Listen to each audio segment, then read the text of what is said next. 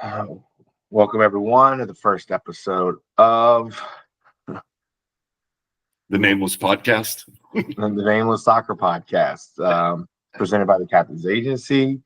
Captain's Agency is a unique agency that helps facilitate movements between clubs and players. With the agents help, the agency, Captain's Agency also assists players who are looking to go to the next level in their careers. I want you to tap into the Captain's Agency network and see the pathways that are open to you.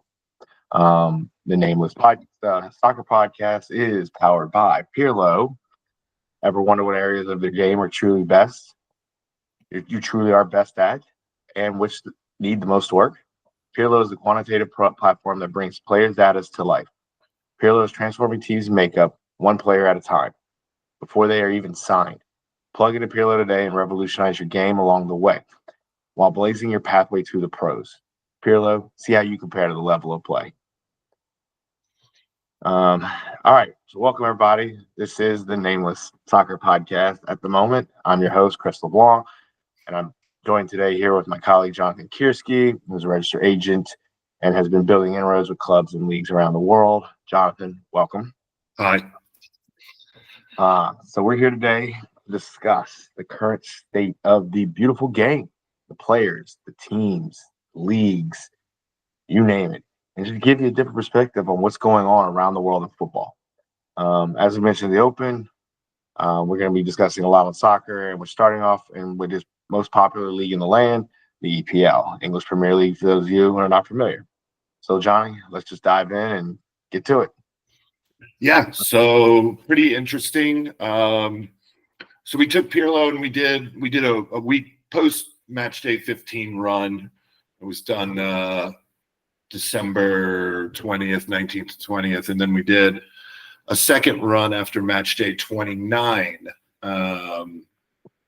which was done March 11th. So what we were looking at both a playing, on the pitch as well as fantasy, what we were looking at is trying to answer questions that seem to come up in the footballing world. And a lot of the footballing world, as we know, is very media-driven, reactionary. So these questions come up after every match day. But some of the stuff that has been, I guess, discussed a lot is, Mo Salah, his absolute surge over the past 14 match days.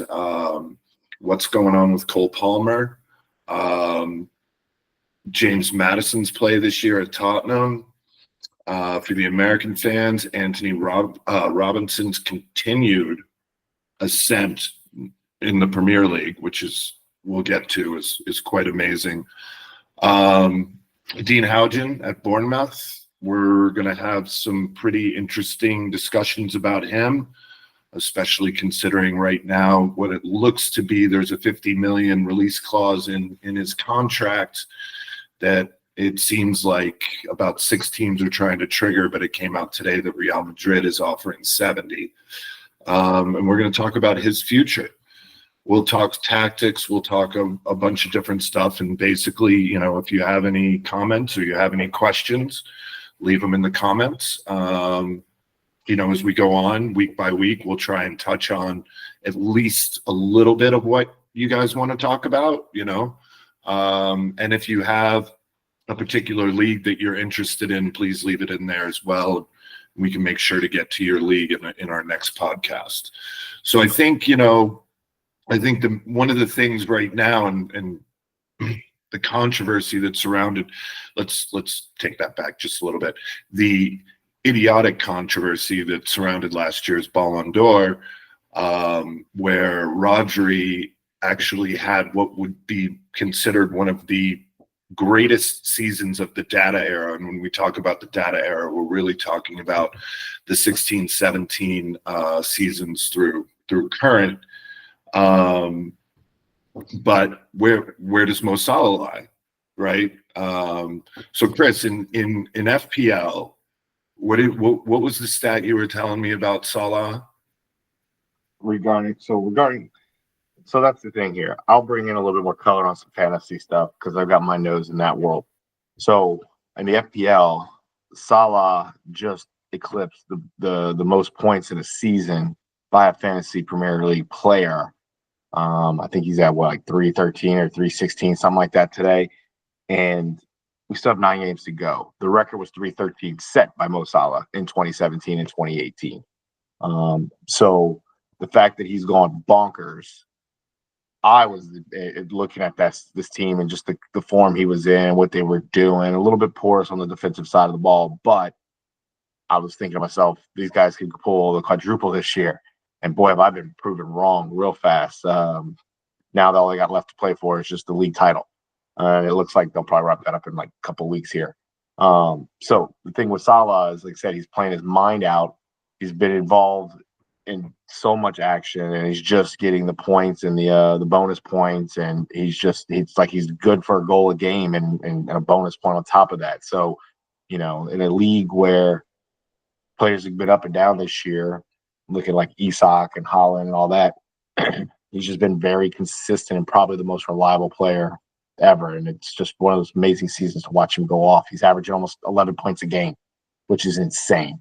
He'll be at 401 or 402 if he holds that average through the end of the season, beating his previous record by like 97 points, 87 points.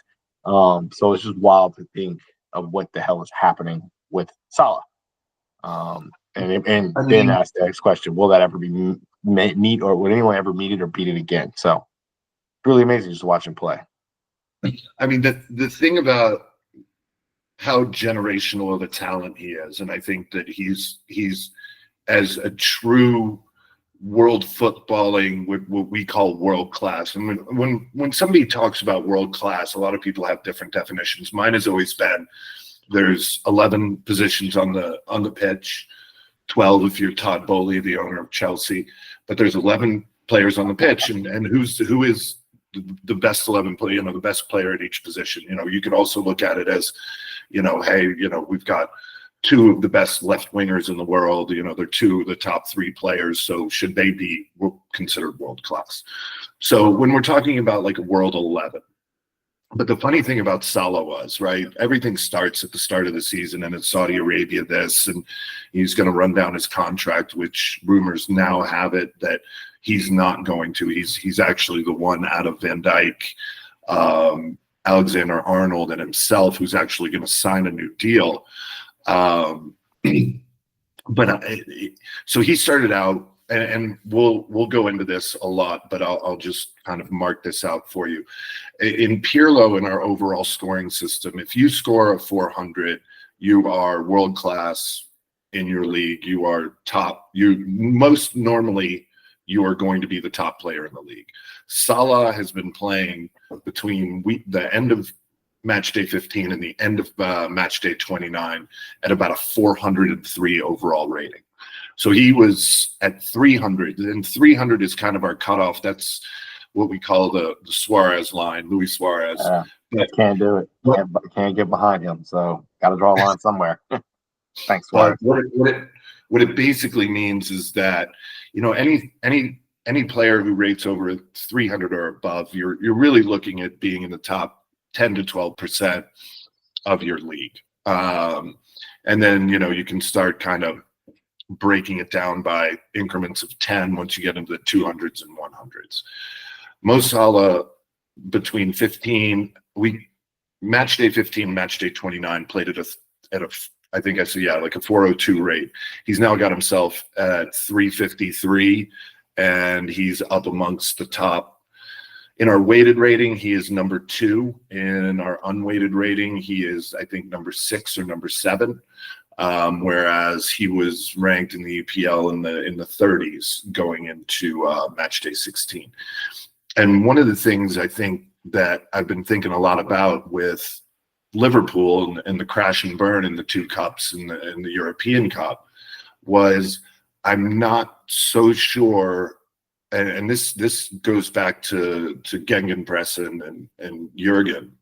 I'm just not so sure that a human body can do 60 matches a year at that level. And I think what you're seeing, I think the international break came at a perfect time for them. And, I think they'll get their motor back, and they'll be back in, like you said, 2-3 weeks. They've got this thing in the can.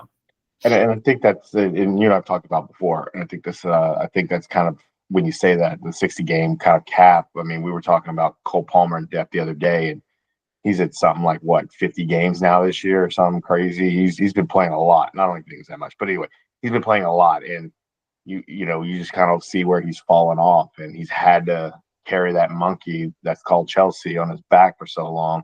I'd say 50 games, because you got to look at last year. He was playing lights out last year, and he just kind of kept that momentum going through the start of the season. And as of the last 2 months, he's just kind of, or really since the holiday break, he's just disappeared, it seems like. But then again, it's Chelsea, so take that too for what it's worth. Yeah, and I mean, there's a loud voice in the room talking about how Maresca's tactics have been kind of found out. And coming out of Leicester, the big knock on him was that he was basically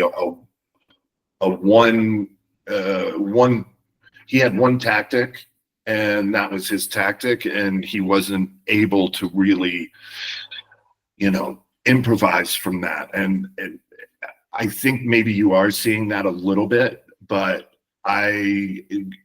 Cole Palmer's, his data sets from the end of match day 15 to the end of match day 29 are pretty stark, and he's not doing things. And this, this always goes back to tactically what your manager wants. But I mean, we're seeing Cole where he was leading, attacking midfielders in a multitude of areas, and he was really performing at a high level in certain things, to now we're not seeing what he was able to do. And he's in the most literal of senses, he has the worst defensive profile of any attacking midfielder in the EPL, which it's not his game. It's not, but if you remember back in the first, couple of months of the season, you would see him go and retrieve a ball back almost where the number 6 was, and then turn around and kind of initiate the attack himself. And what I think is happening right now, he's just not getting he's not getting anything easy. That's what the data is saying, is he's just, over the past 2.5 months, he's just, everything is hard for him. And I wonder if the amount of games on a young player, because young players are way more susceptible to that kind of stuff, that, I mean, he came out of Manchester City. I think he had 9 matches played for the senior team and 3 starts. I think 6 of them were all under 10-minute cameos. So you all of a sudden turn around and say, hey, we're going to put you in 50 matches and we're playing you full 90s every week. And then you turn around and you do it the next year. There's going to be some regression for these guys, especially the ones who are coming out of the academy. It's something that we are seeing at a fairly high level, because these kids are coming out of the academy. They're coming out and they're blowing up. And then, I mean, if you remember, Trevor Chalobah was going to be Chelsea's next, savior. So yeah. What we're seeing, I think the indoctrination of the players into the first team, obviously love it. It's great. But at the same time, the minutes managed, I'm not sure if we're doing a really great job at that. I don't want to see him go to the NBA with, like, whatever, nights off and all of that. And I get that, trust me. But at the same time, there's got to be something there that kind of says, all right. I mean, because his data, he looks tired in numbers, if that makes any sense, right? Like, he looks, his play stuff is just, I'm looking it up right now, where it's, the stuff that would really kind of and today, while you're looking that up today, for those of the folks out there, back in December when we ran numbers in the middle of December, Mo Salah was literally 0.10 per 10 points, 1/10 of a point behind Cole Palmer. 300.28 versus 300.18. And that was where they were at in December. And then today's rating is insane. John, you have that readily handleable. Yeah, I mean, what Salah has been doing, and it's really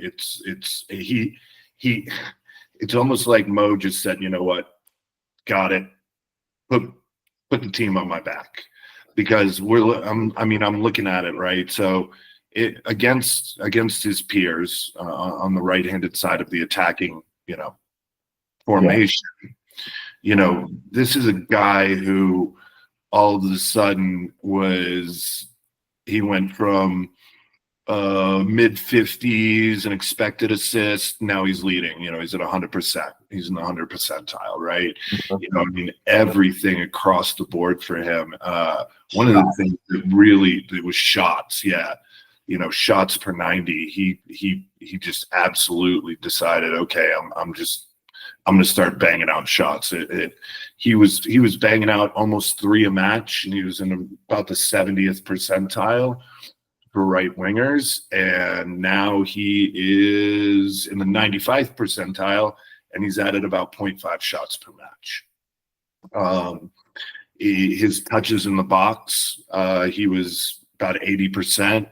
He's up that by a full touch per 90 in the box, and he's at 99%. You're talking about just everything that he's doing. He just took his game to a completely new level. The guy needs the ball and needs to be attacking the offensive third of the field, is what it is. And then, to your point earlier, if he's tracking back and having to pick up, he's just being underutilized, which is then making him work hard to get up the field. Yeah, come on, man. You want to figure this out. Like, get somebody who's more defensive minded and put him behind him, so he's got a little bit of support. He's not having to do all this work at both ends of the pitch, and let him run at defenses. And you'll probably see a resurgence, because he's gonna open things up for other players to step up. Now, who's gonna hit the side of the barn or not? That's a different story. Well, he's also one of the things. Okay, so there's 2 things. One of the, and you'll hear us talk about this a lot over time, because I do think it's one of the more major data points for attackers, and that's goal conversion. I mean, he's leading everybody in goal conversion. He's leading everybody in goals, he's leading everybody in shots, and he's leading everybody in goal conversion. So he's doing everything, and then he's scoring at an elite rate. I mean, we're looking at somebody who is just in the 100th percentile of it's pretty insane what he's doing right now and what he's done over the past 2.5 months. And I think, I hope that people understand that they are watching one of the true great wingers of the Premier League era. I mean, one of the things that blows me away every time I look at his data, and he just gets better and better every year at this. It's crazy. I don't understand how he does it, but he does. He leads all wingers in almost every passing category. I mean, this is an elite level passer, and we think of him, oh, greatest goal scorer. He is. He's insane, but he's also just an absolutely elite level passer, both in volume and accuracy. I mean, the model of Mo Salah it's almost unheard of what he does. And it's, should be celebrated. And I don't understand why there is really a conversation about Ballon d'Or. I saw something a couple days ago, betting odds, and I think they had Rafinha is 1 and Salah is 2. That doesn't make any sense to me. At first glance, Rafinha does stand out, because that guy just seems to be scoring.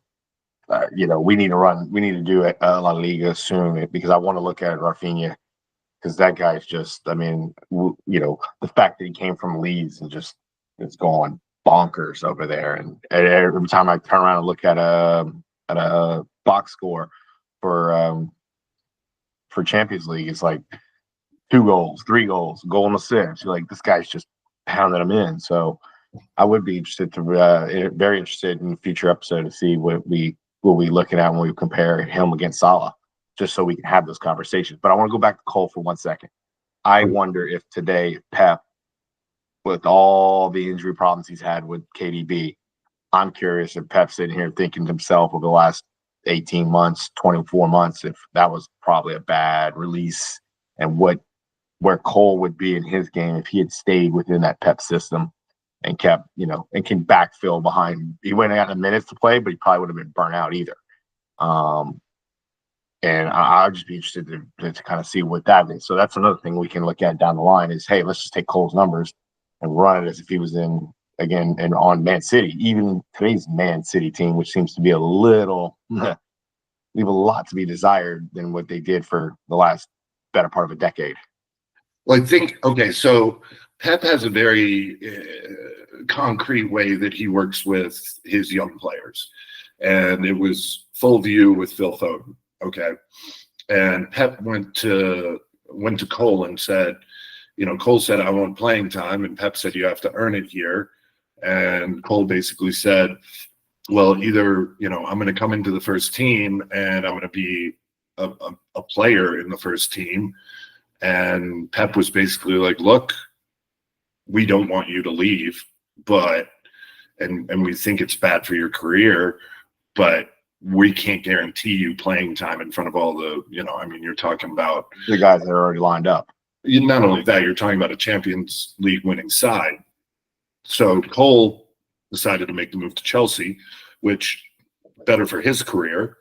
But I think you're right. It would have been extraordinarily interesting to see what he could have unlocked in that system. Because KDB's been out, 2 long spells over the last 2-3 seasons with injuries.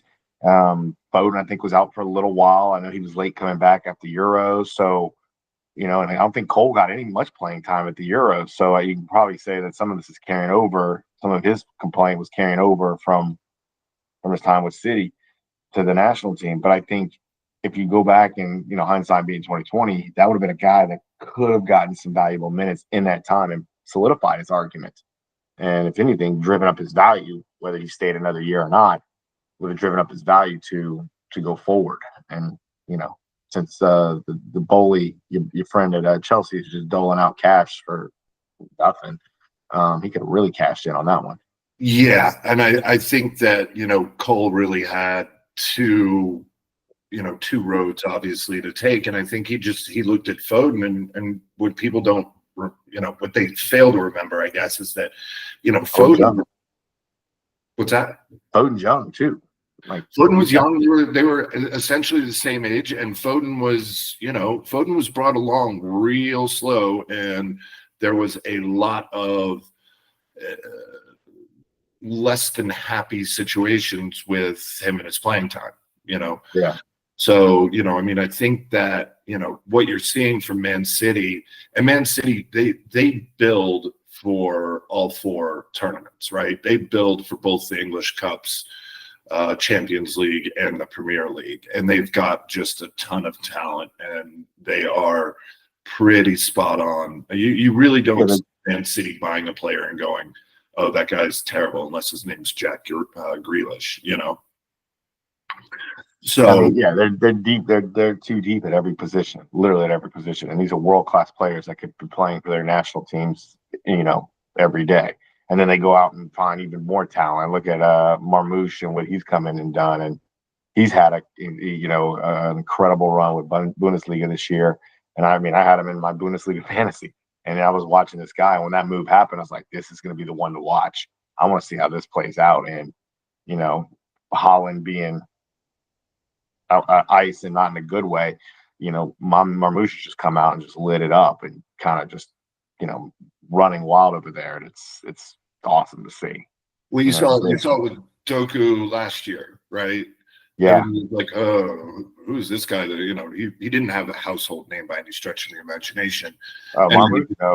No. Yeah. And just comes in, and he's been absolutely wonderful for City the entire time. Yeah. And his data backs it up. He's a high level player, and he's been playing super high. I just, again, I kind of liken City this year to the Kansas City Chiefs in the Super Bowl, right? It was just too many consecutive years of playing too many games, too many extra games. And at a point, it kind of had to fall off. And you saw Liverpool just get out to a raging start, and Arne Slot is killing it. And City was going through injury crisis. And look, you lose the best player in the world. I don't care who's behind him. There's going to be some fall off. Yeah. Right. Yeah. Like that's just that's the way it is. So yeah, I mean, I think that what we're seeing with Cole in particular is he's having some young man growing pains, you know. I mean, we do love in football to talk about, you know, the wonder kids and the under 21 and all of this, but you know, he's still 22. I mean, yeah, that's the other thing. yeah. You know, And I mean, he's going to be great for a long time. He'll get back to where he's supposed to get. I personally have thought that there's something going on injury wise, and that's why he sat out England. He missed a couple of matches in the EPL. Like, I think that there's something that he's playing through. I don't think that he's 100%. And, you know, I mean, good on him for playing through it. But, you know, you can see where he's, you know, where he's kind of, his passing percentages are getting a little bit lower. His number of passes are getting a little bit lower. His, you know, involvements in duels are getting a little bit lower. And it's just incrementally, but it's still a real thing, you know. And when all of those things start to kind of come about, you know, and not that Nicholas Jackson is Erling Haaland, or, you know, I mean, it is kind of funny to me because Nicholas Jackson's comp is Ollie Watkins. They have almost identical data profiles. And when you sit back and think about it, you go, okay, yeah, I can see that. Like, I can see where, you know, they both kind of have that little bit classic back to the goal game where they can hold the ball up and they've got strength and they've got speed and they've, you know, so I get it. And that comp works for me, but I think him being out has put a lot of the physicality on Cole Palmer. And, you know, that's one of those things that I think in any sport, players don't realize it until they get into that battle. And then they, you know, it's the famous Jordan playing the Pistons, you know, the next summer, all he's doing is working out, lifting weights, putting on 20 pounds of muscle because getting in a fight with those boys. Yeah, it was a very physical team, those Pistons. Right. And I think that Cole has the same issue. I think that he's going to realize that he's going to have to put on, I mean, the Premier League is one of the top maybe 3 most physical leagues. I mean, he's going to have to put on a little bit of weight, I think, to make it through an entire season, and you know, with just the amazing amount of brutality that he takes on the pitch every week. I mean, we're watching Eden Hazard redux when it comes to Cole Palmer. Hopefully his ankles, you know, don't Hazard. But yeah, so should we get into U.S. men's national team? Should we get into that? I think we should kind of touch on this, and maybe start flirting with our friend over there at Fulham, and you know, like going forward, you know, players like Anthony Robinson and Raul Jimenez. I think, you know, these are guys that we're going to want to talk about a little bit more for those of you out there, and let you know what's going on, because it is a pride. There's a lot of pride in the fact that we've got one of our own playing in a league like that, and I know that for our counterparts in Mexico and Canada, they take pride too. You know, like Jonathan David or David, you know, he just ruled the U.S. team this past week, and boy, was that, you know, welcome back to earth, Poch, right? For welcome back to reality with the U.S. team, and you know, so yeah. Let's dive in with Anthony Robinson here, and let's look at what he's been doing with Fulham, because he's been, from a fantasy standpoint, he's been an incredible player to have all season. And I have had him now as of late. He's showed that he's cooled off a lot but this week they got a pretty good. This upcoming match is pretty good. Is a good matchup. But then he plays a very difficult run, and so that's a guy that if you've got him or you're thinking about him, man, that's a one and done. I don't recommend him for a little while. Probably not through the rest of the season. But they're just playing the top quarter of the league. So anyway, I'll pump back to you on the on diving in with the PIRlo and all the data. But yeah, Anthony Robinson has just had a credible season this year, and I think he's going to be a wonderful player to follow over the next couple of years. So, I mean, Kirkes is getting all of the press, and rightfully so. Kirkes has been fantastic. Don't get me wrong, and Cucurella at Chelsea's been getting a lot of plaudits. And he deserves them as well. I mean, if you watch Chelsea, you see, the amount he runs, what he puts on his back for the team, all of that. Anthony Robinson is having a really, really, really just super, super solid. And I say solid doesn't do it justice. I mean, we're talking about maybe looking at the greatest season an American players had in the EPL ever. He's the leading assist guy from all defenders. He's banging balls. His deep ball has been fantastic. And he's actually gone up. He's played at a plus 38. He was at around 300. Now he's at almost 320. So he's almost plus 40 playing, so he's been playing at a 340 level for the past 2.5 months. He's doing things better in the most important areas. And I think what we're seeing with Anthony over this last 2.5, 3 months, and even this season in general, is that he finally has his feet under him and he's feeling comfortable and confident.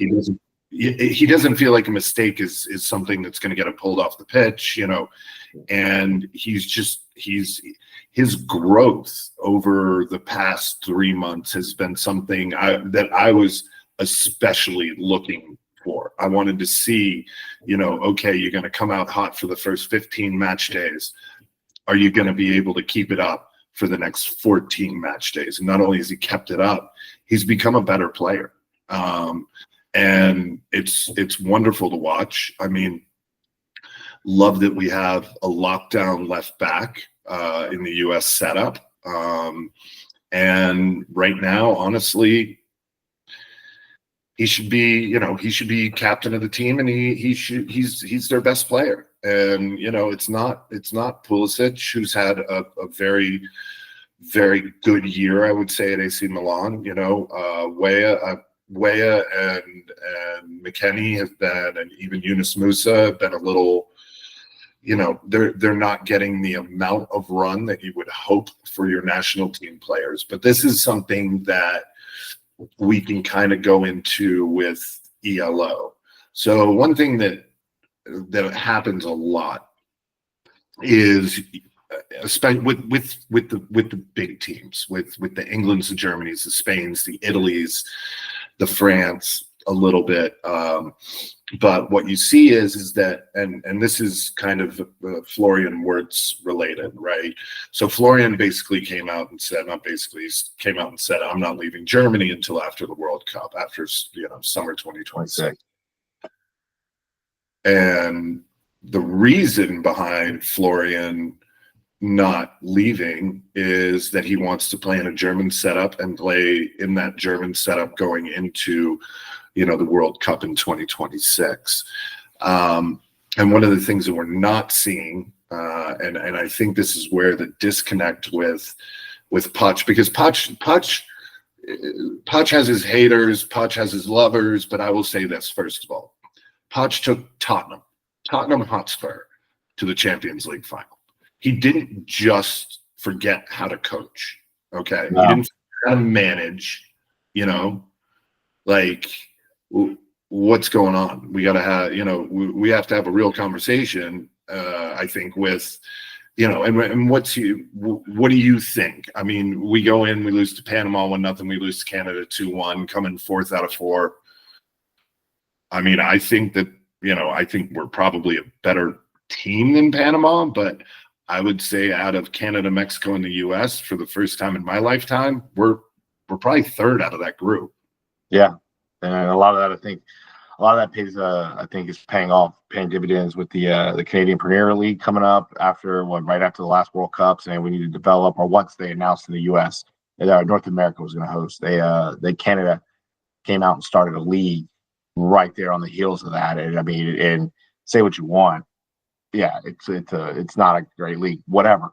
They're committing to the sport. They're investing in the sport, and that's what's paying off. And then you're seeing people like Jonathan David coming up and then playing internationally and having a good game at a very important time for their country, in the consolation match here. But there's just some good stuff coming out of Canada, and we need to be paying attention to that too going forward.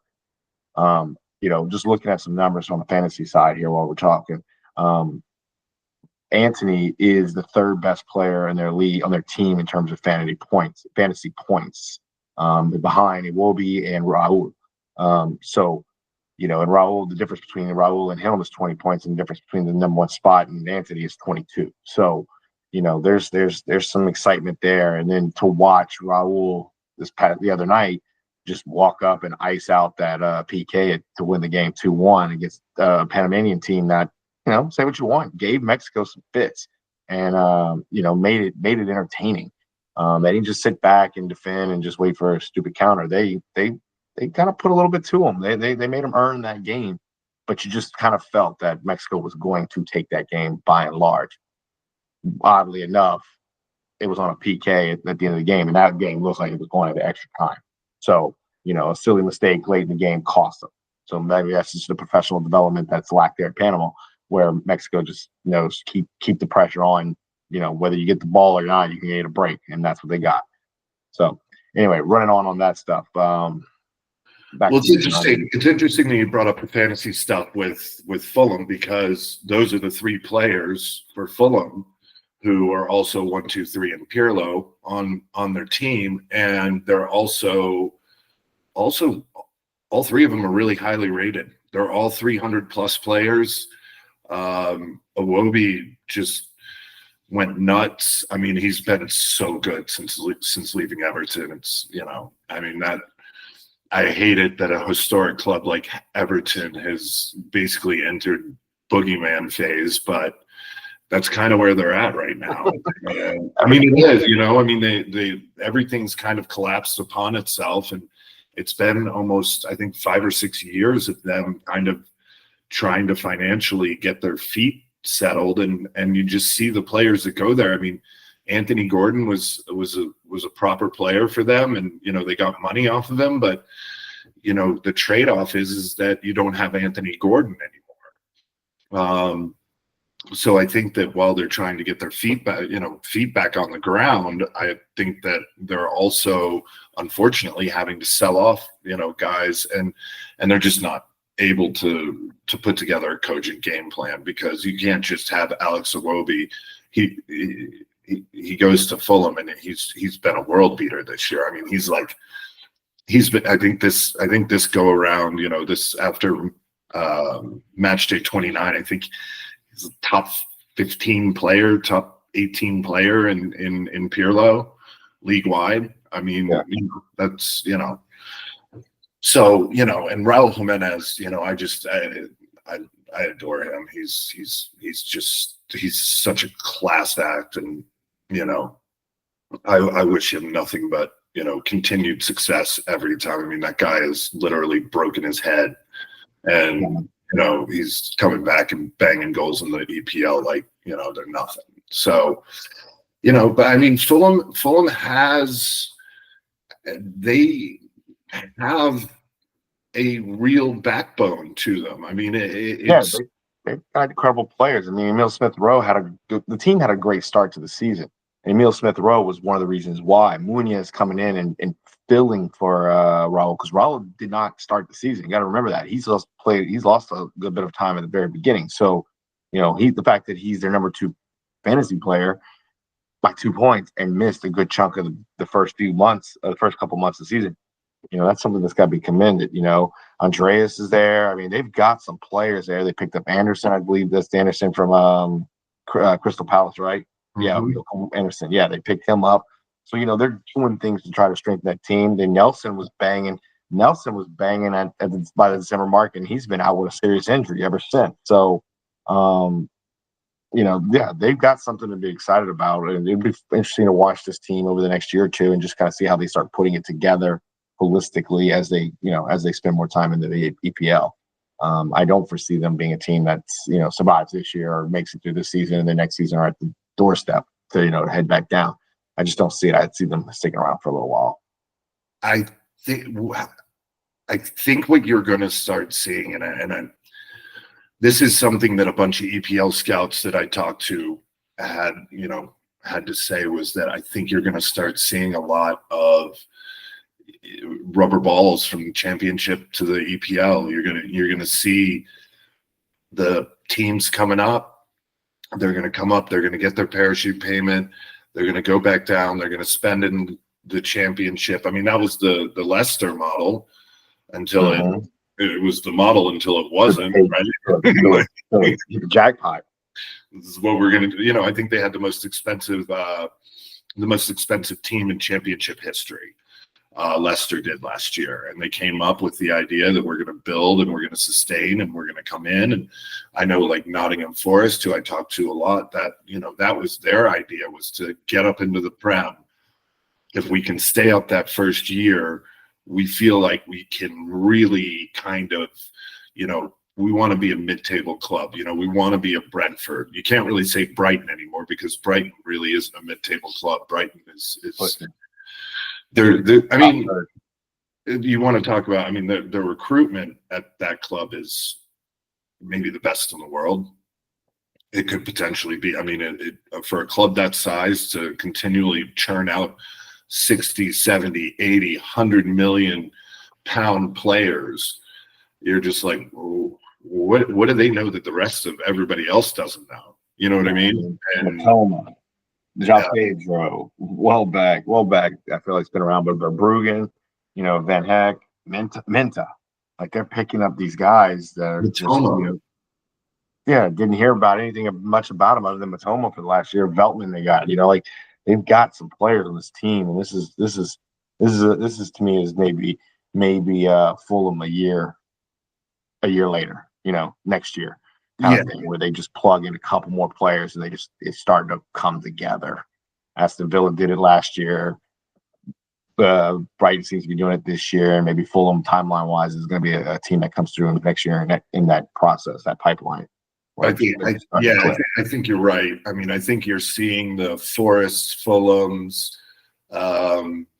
Villas, Brentfords. Although Brentford's having a really crazy season, right? Like they can't lose at home and they can't win on the road. I was so happy when Christian Eriksen came back and he landed there. I was like, okay, he's just back. Yeah, he made the most of it, and that team's just kind of chugged along, and giving something to watch and root for. Yeah, these are just this middle of the, to me, the middle of the table is more exciting to watch right now than Liverpool just demolish everybody.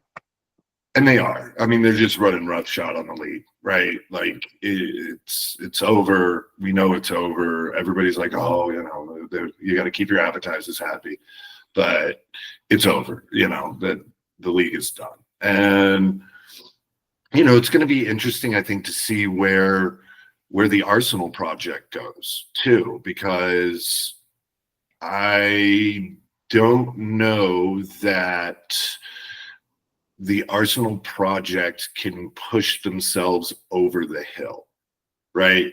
I almost, again, NFL analogy, but they almost feel like that Buffalo Bills 4 Super Bowls, 4 losses run, where they were second best 4 straight years. It almost feels like Arsenal's at that point. You would have thought that this year with City falling the way that they did, Klopp leaving Liverpool, you would have thought that this was really going to be Arsenal's push, but it really hasn't been. And even though, they have some absolutely wonderful players like Saka, Declan Rice, Declan Rice's last season per PIRlo compared to this season, and he scored. He's right at 300 in the match day 15 and the match day 29 rankings. He got overall ratings of right around 300. But this was a dude who was putting up like 340 last year when he was playing in the defensive midfield role, and then you get Odegaard hurt, and you can see in his data across the board, you can see Declan Rice has been asked to do a little bit too much in the center of the pitch when Odegaard's been hurt.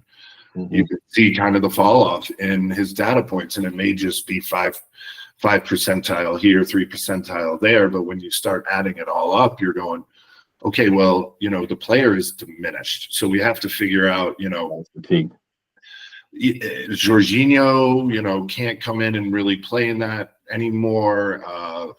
Partey has not been the Thomas Partey of Atletico Madrid days. And then you have the Odegaard injury, which, I was running some of his data today, and, Odegaard is kind of a De Bruyne, like, light, basically. You know what I mean? Like, that his playing profile is very similar to De Bruyne's.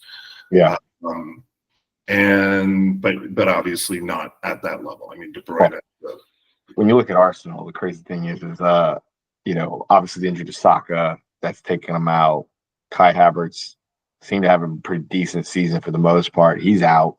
But if you look at their team right now, 4 of their top 5, well, let's just call it the top 4 players on the team that are active right now. You're looking at Raya as their number 1 points getter in fantasy. You got Gabriel, Saliba, and then in Timber. And for those of you out there, like, oh, wow, defense, you got to have Gabriel. Saliba's only 2 points behind Gabriel. Timber is only 15 points behind Gabriel. So when it comes down to budgetary concerns, Timber seems to be the go-to here because of the fact that you're getting in that defense and you're getting with that value. Now, do you necessarily want it or need, when you double up, do you need Raya? Maybe Raya and Timber, or you're looking at a Gabriel and Timber. So you kind of get both, but then you also expose yourself where if you give up a goal, there goes your clean sheet for 2 players. So that's some big points to consider. But when you look at that team after that, you're looking at Trossard. Trossard is their 5th best player, active player right now. And, he's the guy that comes in.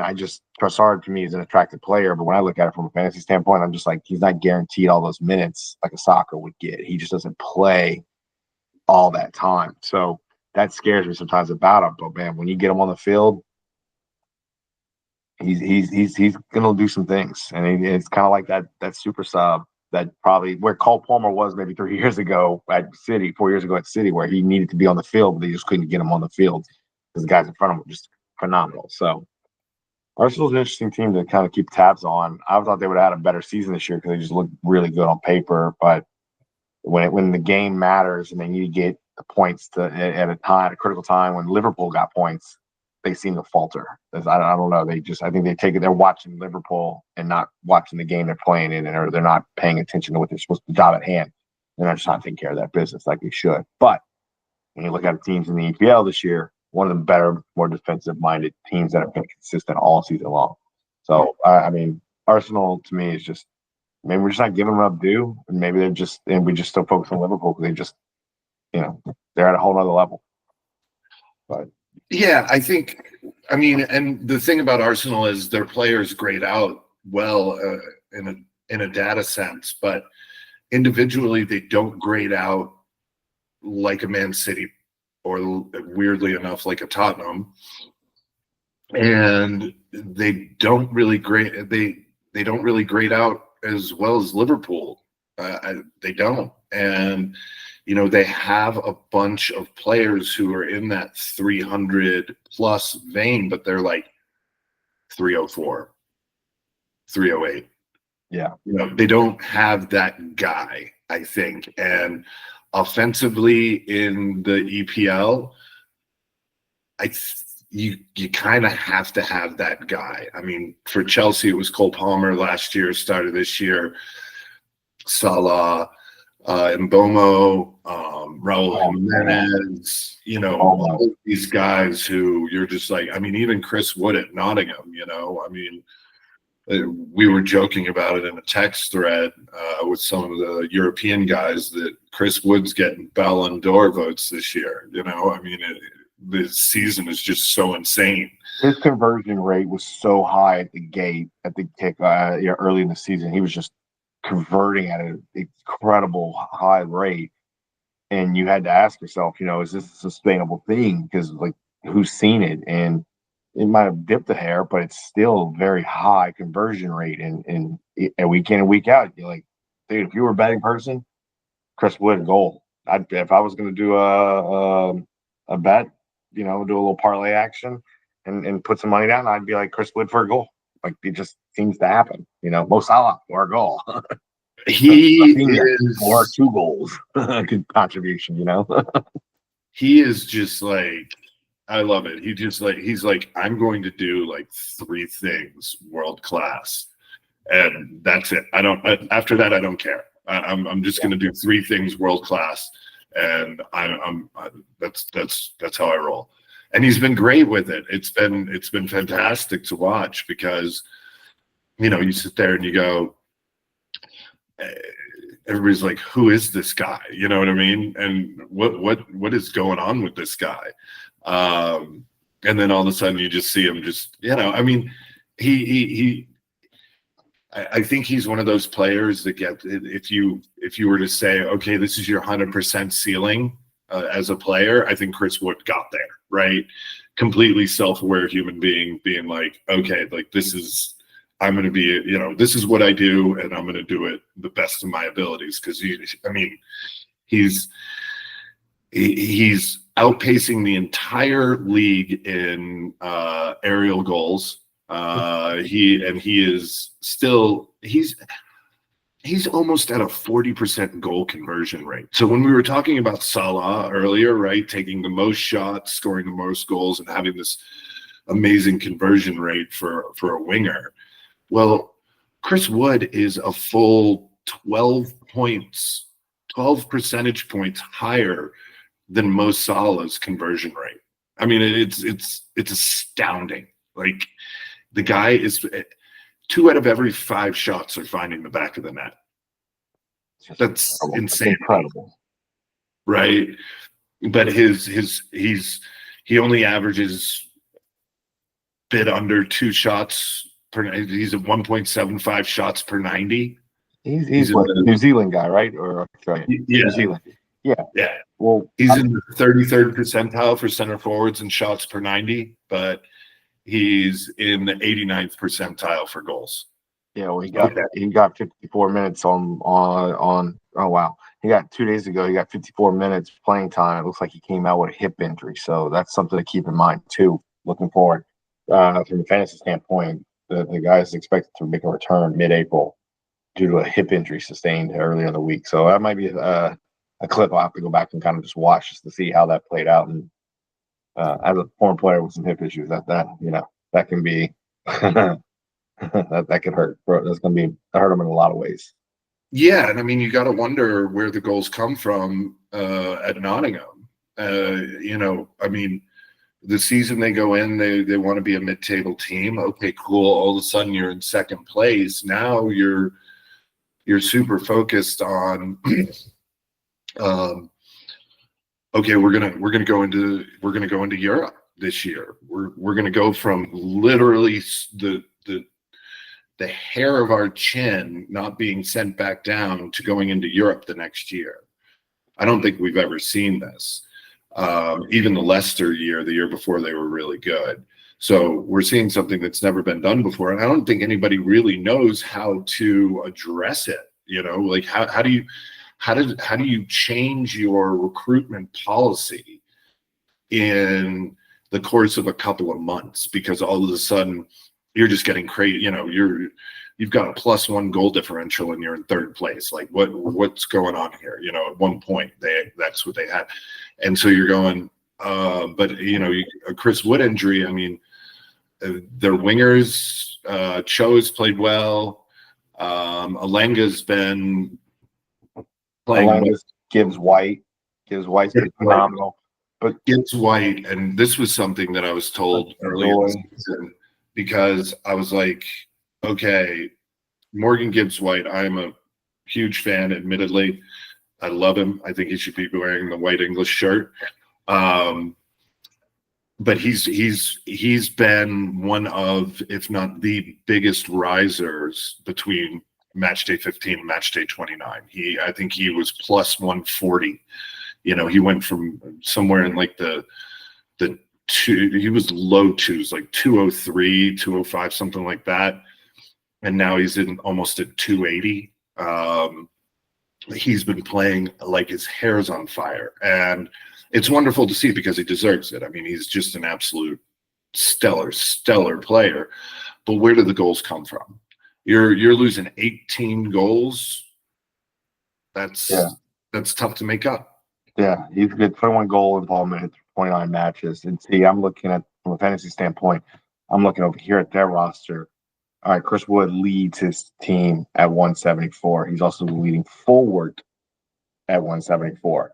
The next best players basically come off the back line, which is Sells at 125. So he's 50 points better than the next best player on his team in terms of fantasy. But when you go and look down this roster, all right, who's the next forward to step up? And if I remember certainly well, I believe back in August and September, this guy was popping up on the score sheet or in goal involvement or having decent play. Wani, if I'm saying that correctly, he's the other forward. He has 27 points. That's a 147-point difference between the number one forward and the number two forward on this team. So there's no real depth there, or he's just been playing lights out masterclass that everybody's just like, you'll get your call when the time comes because we're not good. We're the hottest hand plays, and that's what it's been. So Wani got some big shoes to fill this week as he comes off. But then I asked the question, okay, if Wani's going to probably start in that spot, how much more is going to be asked of the Gibbs Whites and the Longas of this team, the Hudson Odoys, those guys? What are they going to have to be asked to do to pick up some of that slack? Because I think when we ran the stats on Chris Wood, he's getting the ball just outside the box and doing some stupid stuff with it versus a guy that just always gets the ball in the box and converts like a Holland or something, where he just needs to turn and point and go out of team. So it'll be interesting to see how, the manager models this with this not so great news with Chris Wood. So yeah, you've been in touch with Nottingham. You'll probably know it a little bit better. I think I think that Nuno's just going to try and grind out 1-0 wins. That defense can do it. They're there. I mean, Sells, Aina, Milinkovic, Murillo, those guys are there. Even Williams, like those guys are there to do that. Yeah, Mario's data profile is now starting to actually catch up with his reputation. And his data profile over the last 2.5 months has been really, really excellent. He's starting to really vary his game. And one of the things that we, when you're 21 years old, 22 years old, you are not a fully formed footballer, professional footballer in the EPL. And I bring that up as a segue to Mr. Dean Houch, who is absolutely doing some. We might be looking. I've been thinking about this, and I think that we're looking at the next greatest center back in the world. Murillo. No, Houchen. Oh, Houchen. Sorry. I mean, he's gone up He's gone up 64 points in the last 2.5 months to a 348. His positional weighted rating is higher than his rating. I mean, this kid's profile is out of this world. What I don't understand is how, if you're a sporting director and this player, a 19-year-old, I mean, we're talking about a kid who could be playing for the best national team in the world at 20 years old at the World Cup, not playing a friendly against Slovakia, not getting called up to, play against San Marino. We're talking about on the bus to the World Cup in 2026 as a 20-year-old. The kid just played. He's still 19. He's not even 20 yet. Yeah. He's not even, the kid played 120 minutes against the Netherlands for the Spanish side on Sunday.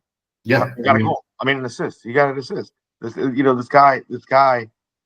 His his rankings and his contribution is starting to pick up here. And yeah, you're right. Like, this he's young. He's nasty. We're gonna keep watching this kid. Yeah, I mean, I think he's the heir apparent to 2019, 2018 Virgil van Dijk. Mm-hmm. I don't see another player in the world who is going to be that dominant as a center back. I mean, I think he's already at 19 years old surpassed Araujo. He didn't start getting any playing time until really in December. Tottenham, week 14, match day 14. That was his first full 90-minute match, and he has not left the pitch since. Yeah. So, what's the other left back at left center back, Bournemouth? And when he showed up, he hit 15 points in that match against Tottenham. And a few weeks later, Man U, 13 points, 14 points. Like, he showed up with a vengeance. Now, his match points have dipped off a little bit, but I think it's by and large, Bournemouth has been in some sticky situations lately, and he hasn't been able to produce as much. He needs a little bit more help. But young kid, in a 5-0 loss a 5-0 win against Nottingham Forest a couple weeks ago, he picked up 6 points. So that's a guy. That's huge. Talking the second, third best team in the league. Yeah, and it's when Senesi went down, and Senesi had an absolutely brilliant 23-24 season. Brilliant 23-24. And he was tracking through the first few weeks before he got injured. He was tracking on having another one. He was biting at the heels of Van Dijk through the first 10, 11 matches of the season. Senesi was, and then he got hurt, and Hougen came in, and he's just been on fire. I mean, what he's doing at his age, and one of the things that PIRlo has a little bit of a blind spot for, I guess, is maybe a good way to put it. But it is younger players, right? Your professionals at 18, 19, 20, 21 years old. As I said before, we're not talking about fully formed footballers. So what we're talking about more is players who will do things really, really well. They may score goals really well, but they may not defend. They may do X, Y. They may be great passers, but they're not great tacklers yet, or whatever. They're just not fully formed. Same as any sport. But this kid to come in and throw up the season that he's throwing up in the best league in the world, I just can't believe nobody was like, oh, 50 million release clause, sweet, here, we'll sign the check to you right now.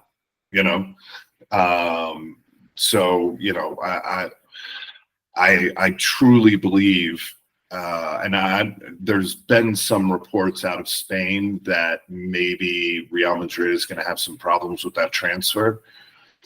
We'll see. It would not shock me if Virgil's been kind of tapped to go to Germany. It would not, or PSG, but it would not shock me if Virgil, when he leaves at the end of the season, if somehow Dean ends up at Liverpool. That would not shock me at all. But yeah, I mean, it's really wonderful to watch. Coming in for Marcos Senesi has been great. I mean, look, Sinisterra's out. They've got some injuries on this team, but they've got talent around him. Your former Chelsea Ariza, your former Chelsea goalkeeper's back there behind him. He's got Kirkez, who, people earlier in the season were on Senesi, and I was on Senesi, and I kind of got off Senesi at the time when he got hurt, and I was looking at, people were talking about going to Semenyo, and I was like, I think this Kirkes kid is going to be the guy to kind of pivot to. And I remember telling you that, explicitly saying, Kirkes, I just something about Kirkes, and he's been phenomenal. And I think to your point with Hoyson, having them playing next to each other, back there with the experience of Ariza, it's put him in a good situation to grow. But Cliver last year just kind of like, oh, hey, here I am, and then this year is just banging it forward. I mean, he's at $147 for the season, number one fantasy player on this team, and Semenyo second with a 111. Kirk has 105. So they're right there. They're a leg behind them, but they're all kind of right there in that bunch. And Evan Nielsen's kind of a fun guy, I think, of late to keep an eye on and just kind of see what he's doing. If he's going to get some consistent playing minutes and can put up the results that he does seem to put up, and can manage to do that, not like a Chris Wood clip, but at a consistent level, he'll be fun to watch and fun to have in your team and just milk those extra points out of that 3 spot. So. Yeah, and I think Evan Nielsen, what we're going to see is the more that he gets kind of indoctrinated into the league, I think you're going to start to see him just kind of take off a little bit. And he's somebody that, and I know you guys don't have keeper leagues or anything like that, but if I were buying low on a player who I thought was going to end the season on a high note and would be somebody who I really want to invest in fantasy next year, Evan Nielsen is right up there. Martinelli a few years ago, Jota a couple of years ago was that. Like I remember that player where I finished the season hard with Jota and Martinelli, and I was like, man, these are guys I'm bringing back at the start of the season. And the next season, of course, they go and get hurt. So if I say, to your point, and Evan Nielsen's the guy I would do and carry into the next season. If I do, and if you look at my match day one roster, and he's on my team, they're probably going to be hurt by the end of by midway through September. So just keep that in mind as you go forward. That my luck on carrying over low and highs hasn't paid off well for the player. Yeah, my fantasy team has any impact on their actual performance and their play, but it's just something to if you're a superstitious person, keep that in mind. But yeah, I mean, I think when we talk about, and you've kind of showed me the difference between Bundesliga and FPL, but I mean, I guess if we're talking about just I don't know. I would guess that James Maddison is in some circles underrated. Maybe I don't know what his price point is or anything like that. But the season that James Maddison is having is absolutely epic, and he should be in the PL team of the season. I mean, he's been absolutely unbelievable on a Tottenham side that has been equally actually unbelievable. Where you can look at the goal difference and you can go, oh, okay, cool, and then you go, what are they? This is a complete, as weird as having Nottingham Forest in European places after coming in 17th or whatever the year before, Tottenham being in the bottom half of the table with a double-digit plus goal differential and players who are just playing out of their mind. You start to really, really wonder what is going on there. I mean, but what I can remember with James Maddison is that, and what I recall, I love having this guy on my team. But the problem is he's never going to give you a full 90. He doesn't seem to get the full match, or he's never 100%, or he's got a little nick or a knock, or he's actually hurt. But the guy comes on, and when you look at his stats, even from a fantasy standpoint, whether it's a 4-minute stint or an 87-minute stint, the guy puts up points. I mean, what was it, 8 minutes the other day, and he got 6 points from a fantasy standpoint. So, I mean, it's like this guy's like the super sub. Like, you need this guy on the field. But it's wild to see. But he looks like he's kind of working his way back from an injury, and he looks like he's going to be getting more playing time going forward. So this might be a guy, depending on, I'll do another deep dive on their matchups for the remaining of the season. If it looks favorable from from the opposition and home matches and stuff, this would be a guy I would consider to have in that midfield. especially while waiting for like Saka to get back to health and maybe finish off and play the end of April and May, finish out the season, those last 4, 5, 6 weeks of the season. So yeah, I'm with you on this. This kid is high on my list, and he just needs to play more games. Like he just needs more minutes. I think is a big problem.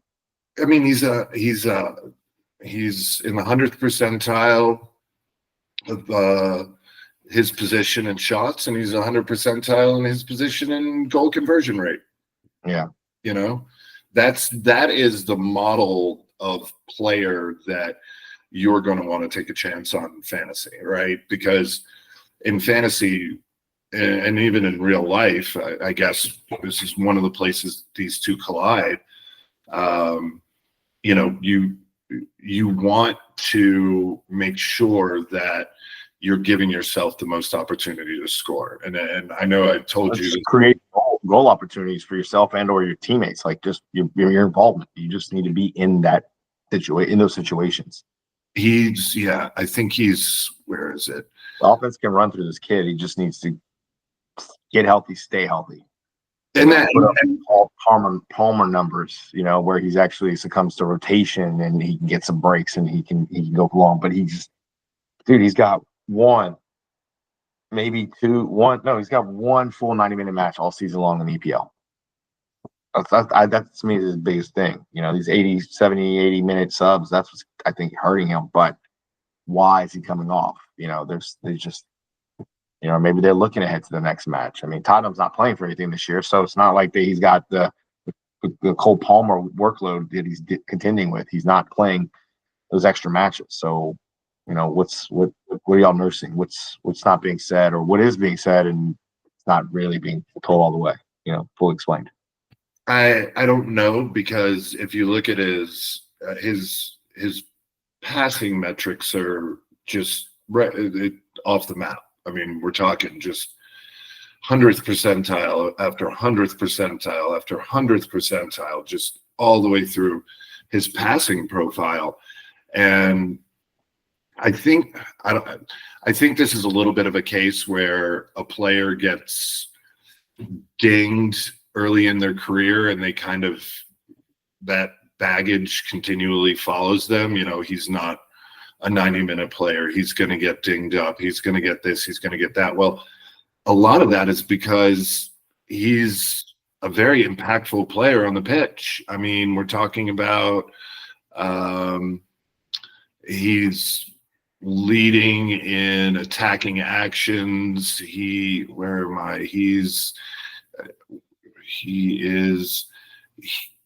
completing his dribbles at 70%, and he gets fouled a lot. But if you take a step back and look at his data profile as to what he's doing, and he's qualified as a center midfielder now. He was an attacking midfielder in our December run, and now in the March run, he's qualified, and they're putting him a little bit back. I wonder if he's the type of player that if you got him in like a 4-2-2-2 with him playing kind of in the middle two with somebody like Morgan Gibbs-White, and then you put somebody behind him who is kind of a world-class defensive midfielder. I mean, I think that would be really, really fun to watch. And I think it would free him up a little bit from what he's kind of had, what it looks like kind of he's had as a workload when he's on the pitch, because he's just, like I said, on his per 90 stats, especially his per 90 passing stats he's just leading in all of them.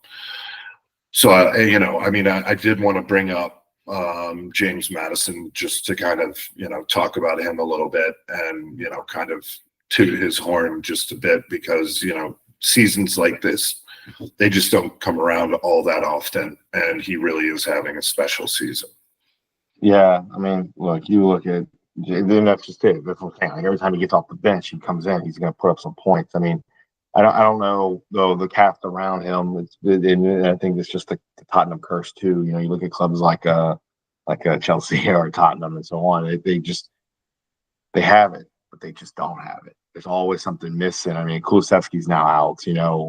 Brendan Johnson has been pretty consistent all season long, in my opinion.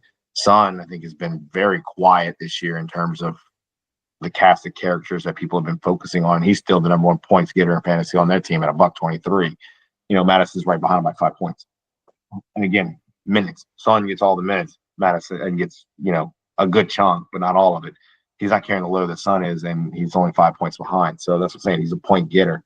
But like Pedro Porro, Solanke, I'm kind of I don't know that this Tell experiment, they figured it out just yet. I thought the Tell one would be an interesting pickup in the winter window, and I was interested to see how that was going to play. And I don't know that I think the guy's probably played about 10 minutes. He's just nothing there, right? I don't know. So maybe they got to spend some time. And I know Christian Romero's been out back line. They've been rotating injuries after injuries. But I know CR's back.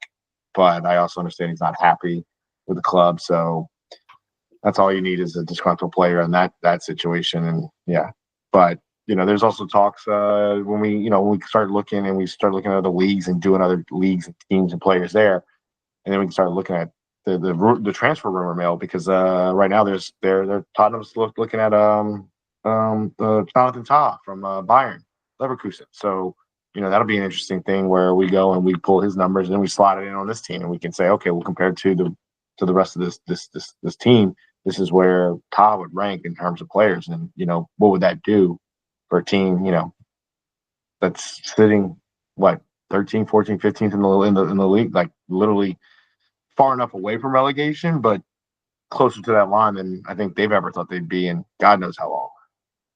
So, I mean, I think I would love what I'd love to see Tottenham do, and I'm just beyond the chaos ball that they've decided is their way forward. But what I'd love to see them do is get a truly functional number 9. I mean, go out and get a JP Mateta, go out and get, that's a beautiful man there. That guy can play some ball. Go out and get that bruising forward that you've got all the guys who can play on the ball. You just don't have that guy in the center of the pitch up front. You just don't. You have Sonny, you have Kulusevski, you have Madison, you have all these guys who are technically super gifted. That Hurricane. The Hurricane's gone. You didn't fill that role.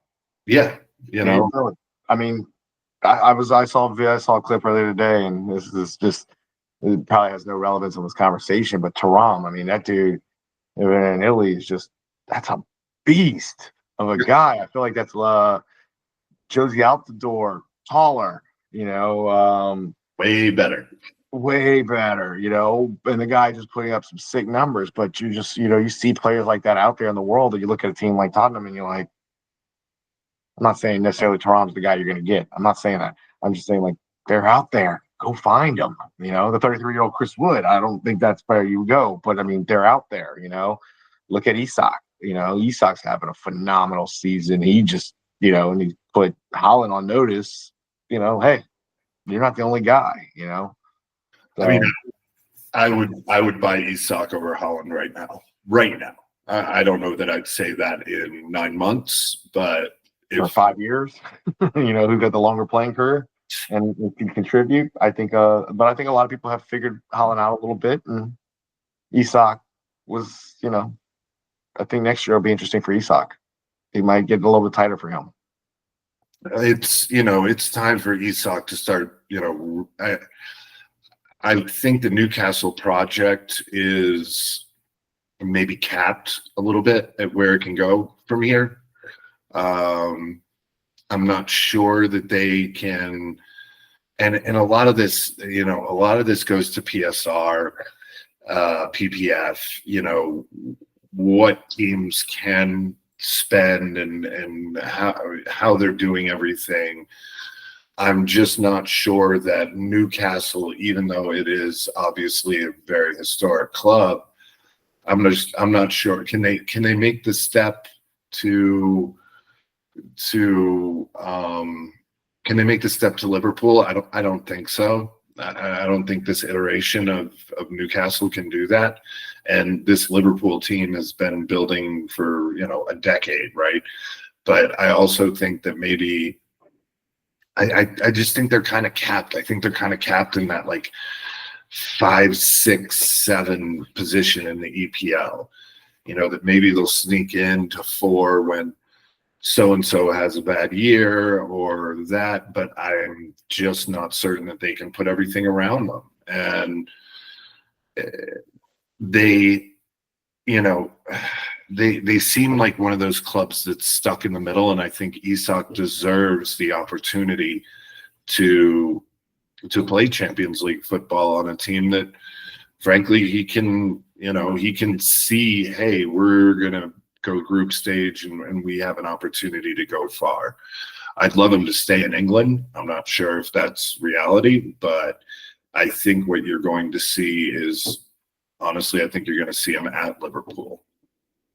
I think you're going to see Luis Diaz head to Barcelona. I think you're going to see Salah stay. I think Darwin Nunez has kicked his final shot over the top. The side of a tanker. But I mean, look, Newcastle got talent. I think the Miggy experiment didn't pan out long term for those guys. The Atlanta United guy, and I think didn't he just ship back off to the Atlanta United again. So he just kind of went home. Hall and Gordon having phenomenal seasons out. Right now they're out. Before it used to be that back line was the thing for Newcastle, and I just don't hear anybody talk about Trippier like they used to. Like what happened back there. But I mean, they've got great players. So we talked about it earlier about like Arsenal, whose fantasy players is all back line. Newcastle, what was it? The 8th best player is Dan Burn, and Dan Burn, I think is becoming a little bit of a little folk hero there. He's their first defender on the board at 73. Isak's at 169. Gordon out 113. That's the second one. So they're players there that I think can bring this thing together. Livermento, like these guys at times are showing signs, but they're just not sustaining that level of play, and they just can't get it to click. But I mean, it's a team to be nervous about, but on any given day. But I think week in and week out, they're going to pick up, a loss here, a win there, a tie here, and you're just going to kind of scratch your head a little bit. And beat Nottingham 4-3, but lose 2-0 to Liverpool. Then turn around and play them in the FA Cup, and then beat them in the finals 2-1. So they have it. They just need to consistently put it together. I think the Tonali thing probably hurt them a lot more than people realize. I think that layoff and then watching Tonali play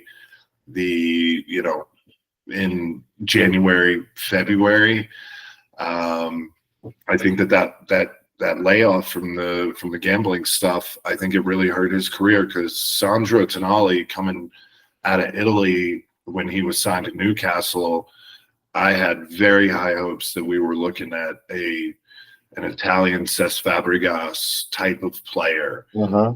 And, having to take whatever it was, 9-10 months off, I think really, really, really hurt his career a lot more than people are recognizing or giving credit for. And Barcelona's looking at him. So Barcelona's looking at both of them, Isak and Tonali. So, I mean, I think a team like Newcastle, if you have to part ways with Isak, I think it won't hurt if you get 150 pounds for that guy or whatever, 150 euros.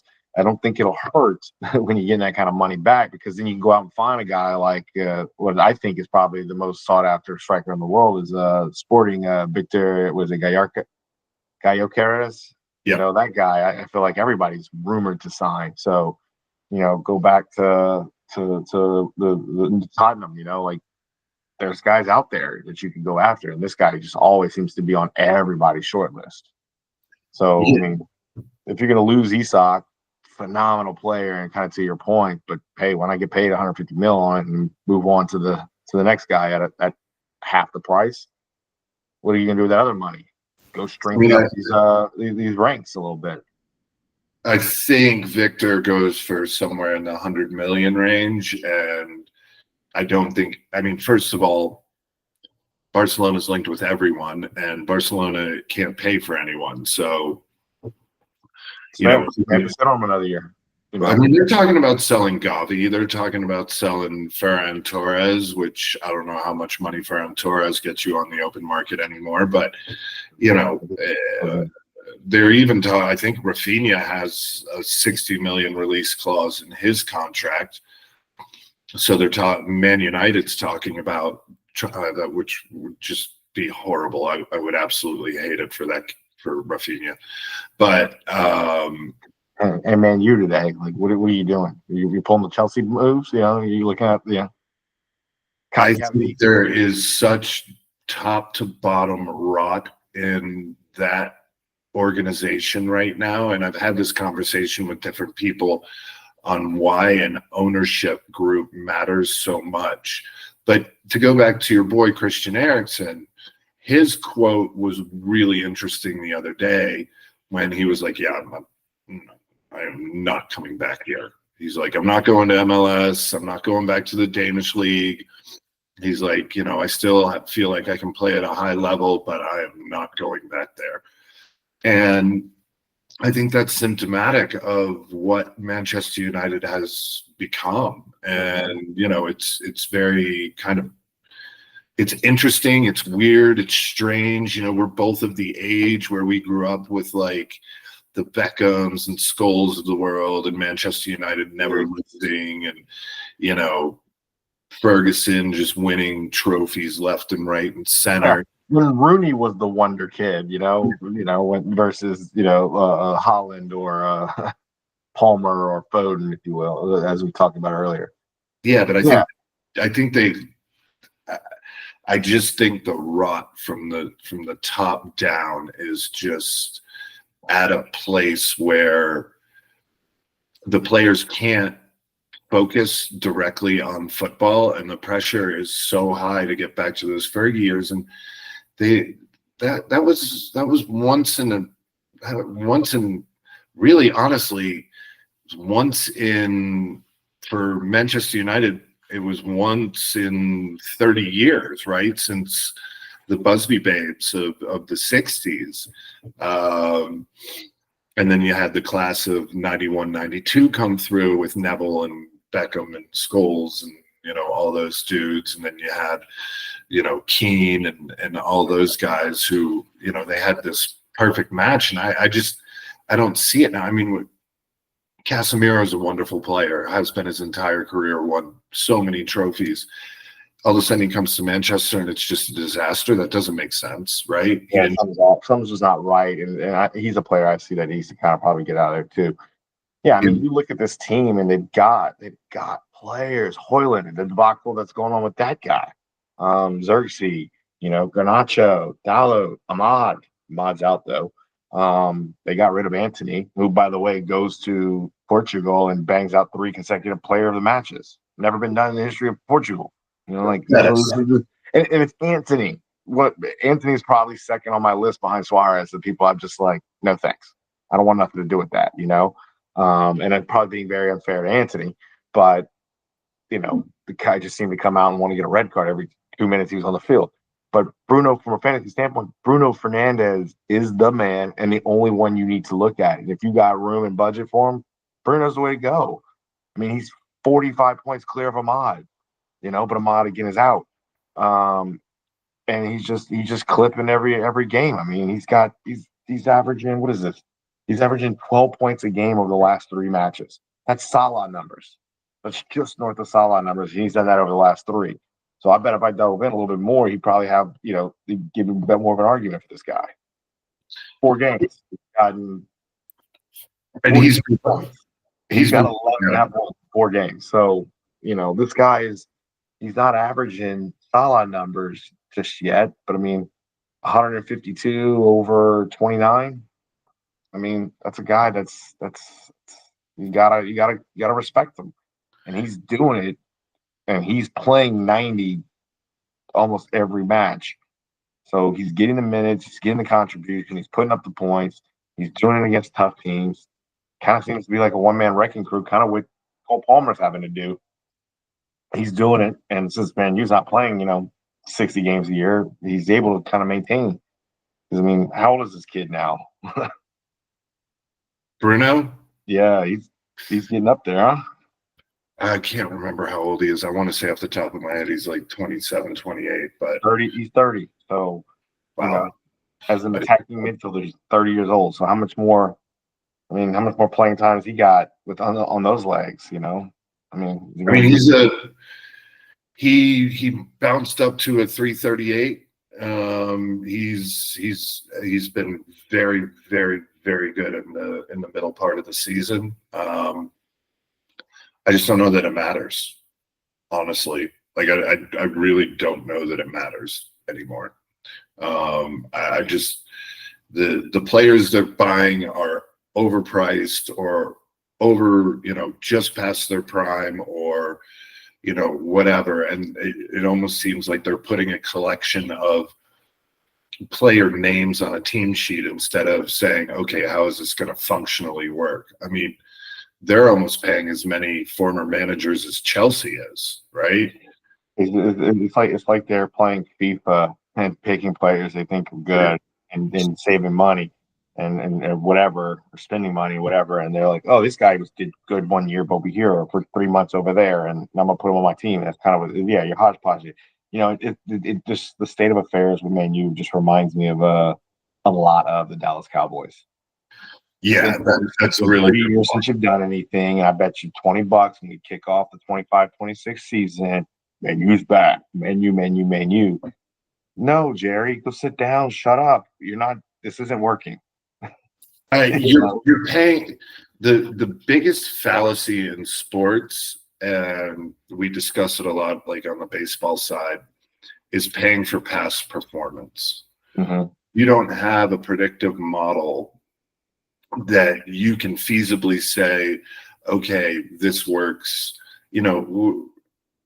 Then you're left buying Rafael Varane, who great player, but he was had become second choice at Madrid, and he's past 30. So you're buying basically bench players from Real Madrid, having to pay those salaries, having to pay those wages, having to pay those transfer fees. But these are not players that Real Madrid are relying on to go and win a Champions League, to go and win a La Liga. So what do you pay? You're paying market rate for 80% of the player, right? And then you're not surrounding those players. It's one thing if you're Luka Modric or you're Tony Cruz, right? And you've just got talent all over you and you're just banging balls. It's another thing if you've got Garnacho and Antony and Rasmus running around, and you're trying to make them into Mbappe, Vinicius, and Rodrigo. I mean, it's the fallacy of, oh yeah, that seems like a really good. It's not a good idea, and they're living proof of it. I mean, this will be the worst position that Manchester United has ever finished in, and next year, if they don't go out and have a really good, summer signing period, I could see this getting real ugly real fast. They're already talking about firing the manager who's been there for 3 months, 2 months. They're already talking about firing him. I mean, it's just a company of theirs. I saw a headline that was it Ferguson was talking about coming back, and I just looked at that headline and I was just thinking to myself, I'm like, there's so much absurdity to this. I'm not even clicking on it and reading it, and now here we are, and I kind of want to give in to my my vices and take a peek at that. I mean, it's crazy. It's just crazy town, and I mean, the fans are unhappy. The stadium is apparently in just disrepair. Ratcliffe is firing. I mean, they're taking away the players' pension, which was only like £40,000 a year. I mean, what none of it makes any sense. And let's not forget something. You're not the most successful team on the pitch anymore. Okay, you're not even in England. Okay, you're definitely not in Europe, but you're still a commercial giant. Their commercial activity is absolutely unparalleled. So what are you doing? What are you doing in Manchester? It just doesn't make a lot of sense to me. But all right, on that note, that's what it was. It was a Fiorentina retirement thing for Giuseppe Rossi, and the coach is coming out to just do an emotional tribute one-time thing. So that's what it was. That's what I saw. So anyway, going back to you, Jonathan. Yes.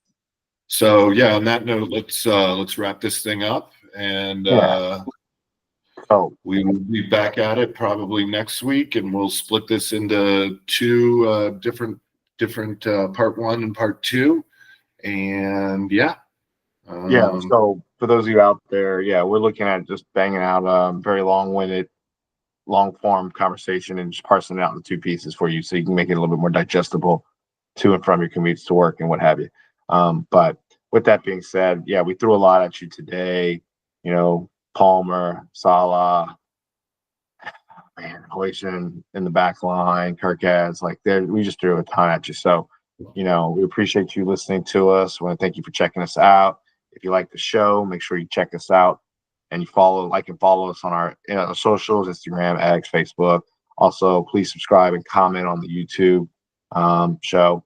The Nameless Soccer Show is available wherever you get your podcasts. Leave a comment on what you want to hear in the future, and we will do our best to try to touch on some of those topics.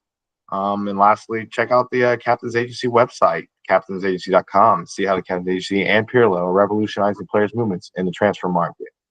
Tune in next time as we break down our next league. Jonathan, what do you want to talk about next time? I think we go into Italy. Italy's got some really interesting stuff going on, and I want to explore it. I think we'll look at Italy, and we'll tackle a little bit of La Liga in Spain, and then we'll make our way into Bundesliga and French Liga, and hopefully pull some players out that you haven't heard about before. But yeah, Italy's got some really interesting stuff going on. So I think that this is going to be a really nice way to look at them. Redigue is one I want to look at. He's having a killer season, and I know for you the American fans here, we got Musa, you got Pulisic, you got McKinney. So we've got a couple guys in there. We'll need to pull back the curtain on with PIRlo and just kind of dive a little bit deeper in their game and bring in that quantitative data to their strengths and weaknesses. So anyway, thank you for checking us out, and until next time, we'll see you. Have a good one.